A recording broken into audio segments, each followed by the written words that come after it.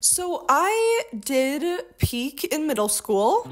No, not actually, but one of the most profound experiences of my life occurred in 8th grade, and it's something that I still think about at least 3 times a week. So at my middle school, we had a little graduation ceremony for the 8th graders graduating into high school, and the 8th grade teachers chose one male and one female 8th grader of the year to give a speech at the graduation ceremony. I don't really know how they chose the 8th graders of the year. I think it was a combination of academic achievement and character. I was chosen, and I knew immediately when I found out that I was giving a speech at the graduation that I wanted to give a speech to raise awareness about eating disorders, because I was about 8 months into my recovery at this time, and during my recovery I realized just how common eating disorders were, even though I had never heard anyone in my actual life talk about eating disorders. So I told my parents this when they asked me what I was going to give my speech about, and I remember that they were a little bit taken back. I remember them both looking at each other, giving each other that little like,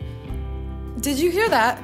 Glance. Their response to this was, how about we ask your therapist if that's a good idea before you go and write this speech and talk to your whole 8th grade class about the most vulnerable thing that you could possibly talk about? And I'm not gonna lie, I was a little bit hurt when they didn't immediately support me, but I agreed, yeah, let's talk to my therapist. So the next meeting with my therapist, I was so nervous because I really wanted her to agree. I was really passionate about the speech that I wanted to write. And I just remember before I even had a chance to give my reasoning for why I wanted to talk about this in my speech, my therapist immediately supported the idea. And that was the first big moment of this whole entire experience, because I felt so seen by her. I didn't even have to explain why it meant so much to me. She knew exactly why it meant so much to me, and that meant so much to me. I was also so grateful because, again, I really wanted to give this speech. The second big moment was after giving this speech, I had rehearsed so hard, so many times. I was fully memorized even though I did not need to be. And after I finished giving this speech, everybody stood up and they gave me a standing ovation, and I was like,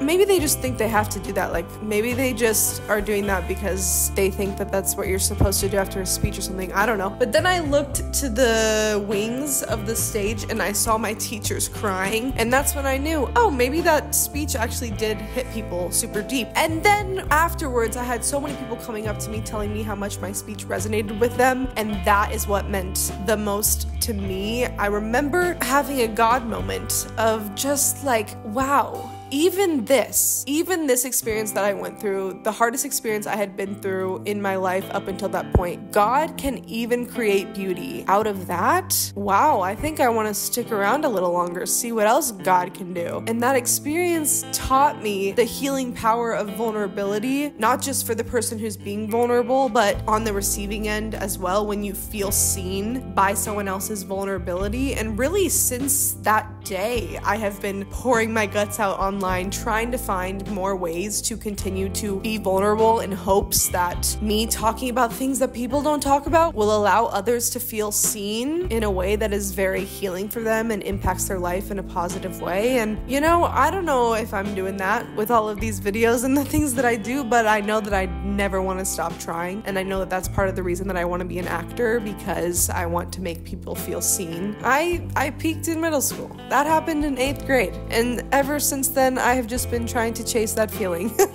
It's such a silly thing to make fun of now. My brother's contact for me in his phone was literally E.G.O.T.Y for years and years, making fun of my 8th grader of the year title, but it was one of the most profound experiences of my life, still to this day, and I'm very grateful for it.